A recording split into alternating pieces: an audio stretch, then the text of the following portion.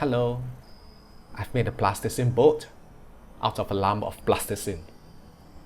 There is going to be enough information in this video for you to be able to determine the density of the plasticine. Are you up for the challenge? Let's go!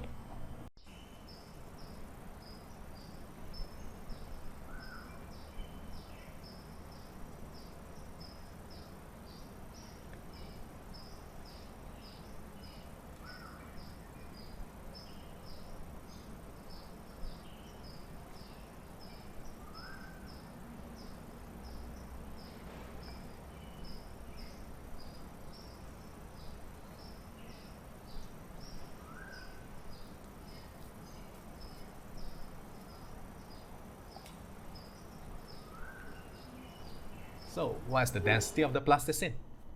Leave your answer at the comment section. Ta-ta!